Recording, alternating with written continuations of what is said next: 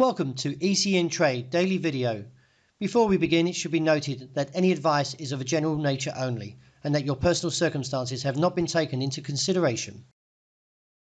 Hello everyone, my name is Rob Clayton and thank you for joining me. The Australian dollar continued its bullish bias on Tuesday, pushing higher and closer to its objective of 68 cents. Following the Tuesday's hawkish minutes, along with that a weaker greenback attributed to the rally. The RBA minutes revealed a hawkish stance after showing the bank had considered a rate hike, but ultimately decided to wait on more data to consider another rate hike and continue to maintain its interest rate at 4.35% during its December 5th meeting.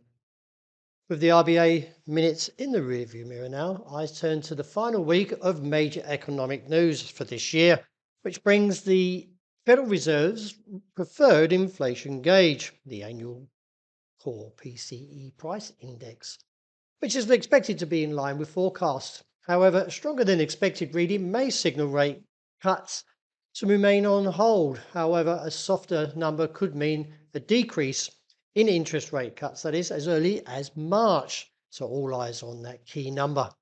So looking at the current pattern, the market is looking towards 68 cents to the challenge and may extend on. That is towards the region of 68.15 to 55 and reassess from there. We are somewhat overbought. The ADX is somewhat overheating, but there's still room as this rally continues since rejecting the bottom side of the range around 65.35. With a weaker dollar overnight, the euro pushed higher, now very close to challenging its key target of 110, figure 15. I feel there is still further room to the upside as we've got an ADX trending to a bull case. The RSI comfortably where it could move and support the rally and therefore look beyond 110, figure 15 to 111. Any pullback, well, the market will find support around 109.5, but the trend line has risen now to 107.80 to 95.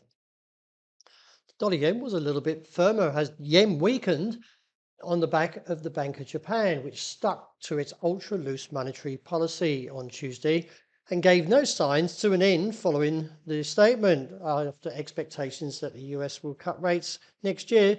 No doubt will weigh on the greenback, but also with the Bank of Japan voting to keep short rate interest at negative 0.1 may also increase yen strength. So there's a bit of a mixed play here, but overall with the downtrend capping around 144, eventually should see a move back to 141.5 and the objective remaining at 138.5. Sterling also firmer overnight after the UK CBI trends orders for the December showed a significant improvement with the order figures reaching negative 23 after a notable increase from the previous of negative 35 and marking the highest level since September.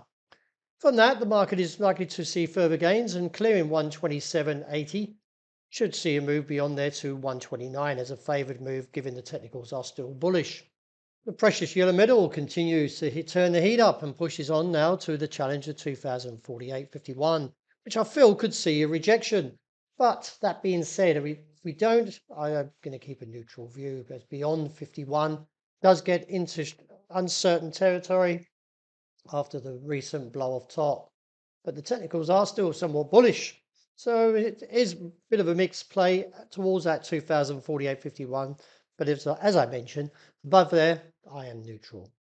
Wrapping up with oil, the market cleared its $72.40.50 area and now looks on towards the region seen at 74.5 and on to maybe 76 with 78 seen as a cap. Any pullback I feel will be limited due to the fact that these candles are relatively firm and there's still further guidance to the upside likely to emerge. Well, that's a wrap. Thank you for joining me. And as always, look out for the intraday report. I hope you enjoyed the great start to the day.